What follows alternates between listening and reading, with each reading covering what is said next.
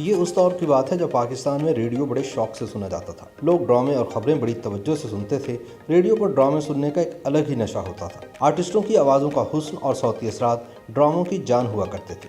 اس زمانے میں ریڈیو پاکستان لاہور سے ایک دلچسپ پروگرام دم باز اور دمساز نشر ہوتا تھا، جسے ریڈیو سامعین بڑی دلجمعی سے سنا کرتے تھے۔ کمال احمد رضوی اس ریڈیو ڈرامے کے مصنف بھی تھے اور صداکار بھی۔ ان کے ساتھ ایک آرٹسٹ رفیع خاور بھی ہوتا تھا، جو اپنی سادگی کی وجہ سے اس ڈرامے کی جان ہوا کرتا تھا، اور کمال احمد رضوی کی چرب زبانی اس ڈرامے کا خاصہ ہوا کرتی تھی۔ پھر جب ملک میں ٹیلی ویژن نے اپنے قدم جمانا شروع کیے تو کمال احمد رضوی الف اور نون کا مزاحیہ پروگرام لے کر ٹی وی پر بھی آ گئے، اور یہ ڈرامہ دیکھتے ہی دیکھتے لاکھوں لوگوں کی توجہ کا مرکز بنتا چلا گیا۔ اس پروگرام میں کمال احمد رضوی الن اور رفیع خاور ننا کے روپ میں آتا تھا۔ پھر یہی ننا آگے چل کر فلموں کا بھی نین تارہ بن گیا۔ الن کی اداکاری میں عیاری اور ننا کی اداکاری میں بھول پن اور سادگی ہوتی تھی۔ یہ دونوں معاشرے کی دکھتی رگوں پر اپنے مکالموں سے نشتر زنی کرتے تھے۔ دونوں اچھائی اور برائی کو بڑے خوبصورت انداز میں ٹی وی پر پیش کرتے تھے۔ ان کے طنز کی کاٹ فلمی انداز کے مزاح سے کچھ الگ تھی، اور ٹی وی کے ناظرین ہر ہفتے بڑی بے چینی کے ساتھ الف اور نون کا انتظار کیا کرتے تھے۔ الن اور ننا دونوں ایک دوسرے کی بساکھی اور ایک دوسرے کی ضرورت بھی تھے۔ پھر یوں ہوا کہ ننا اپنی مقبولیت کی وجہ سے ٹی وی سے فلموں کی طرف چلا گیا اور الن اکیلا رہ گیا۔ جب ننا فلموں میں آیا تو اس کے ہم اثر مزاحیہ آرٹسٹوں میں منور ظریف، رنگیلا اور علی اعجاز کا طوطی بول رہا تھا۔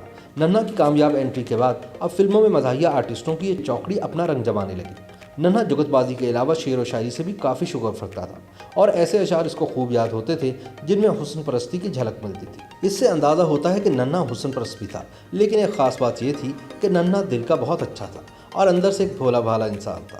اسے ان فلم سازوں سے بڑی چڑ ہوتی تھی جو چھوٹے آرٹسٹوں کے ساتھ حقارت کے ساتھ پیش آتے تھے۔ پھر وقت گزرنے کے ساتھ ساتھ ننا فلمی دنیا کی ضرورت بن گیا، اور کامیابی نے اس کے گھر کا راستہ دیکھ لیا۔ اس دوران ننا کی شادی بھی ہو گئی اور اس کے 3 بیٹے بھی ہو چکے تھے۔ لیکن پھر یوں ہوا کہ اس معصوم کو عشق ہو گیا، اور وہ بھی ایک خراں عورت کے ساتھ۔ تب ننا شہرت کی بلندیوں پر تھا جب ایک مکار فلمی رقاصہ نازلی اس کی زندگی میں داخل ہوئی اور اسے ٹریپ کر لیا۔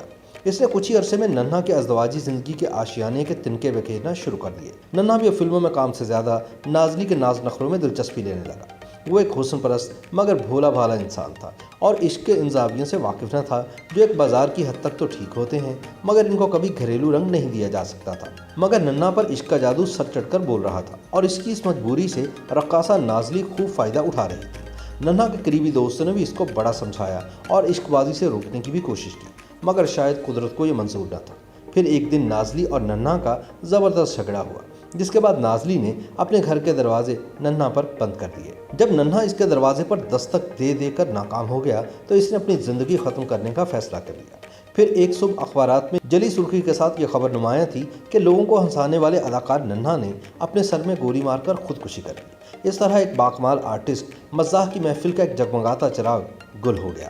2 جون سن 1986 کا دن جب بھی آتا ہے، ننا کی افسوسناک موت کا تصور کر کے ننا کے لاکھوں چاہنے والوں کے دل بیٹھنے لگتے ہیں، اور اس کی یاد میں ان کی آنکھیں بھیگ جاتی ہیں۔ ننا نے اپنے مرنے سے کچھ عرصہ پہلے کافی مایوسی کی باتیں شروع کر دی تھی۔ وہ اکثر بات بات پر مر جانے کی باتیں کرتے تھے۔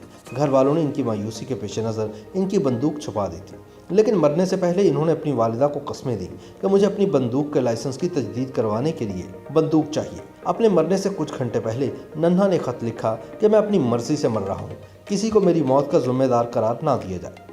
ان کی موت کا وقت صبح 4 سے 6 بجے کے درمیان تھا۔ انہوں نے کن پٹی پر بندوق چلائی اور خودکشی کر لی۔ صبح سویرے جب ان کے بچے بیدار ہوئے تو انہوں نے دیکھا کہ ان کے والد ٹی وی لاؤنج میں صوفے پر ٹیک لگائے مردہ حالت میں پڑے ہیں۔ جب نازلی کو خودکشی کا پتہ چلا تو وہ زار و قطار رونے لگی اور بار بار یہی کہتی رہی کہ ننا، تم نے ایسا کیوں کیا؟ تمہیں ایسا نہیں کرنا چاہیے تھا۔ نازلی کو بھی یہ افسوس تھا کہ حالات ایسے بن گئے کہ وہ ننا کا آخری دیدار بھی نہ کر سکی۔ YouTube پر گوگلی نیوز دیکھنے کے لیے youtube.com کی سرچ بار میں googly news T V type کریں۔ گوگلی نیوز کے پیج پر سرخ رنگ کے سبسکرپشن والے بٹن پر کلک کرنا نہ بھولیے۔ YouTube پیج پر اپلوڈ ہونے والی ویڈیوز سے باخبر رہنے کے لیے بیل آئیکن پر کلک کیجیے۔ آپ کو ہر نئی ویڈیو کے بارے میں نوٹیفیکیشن موصول ہو جائے گا۔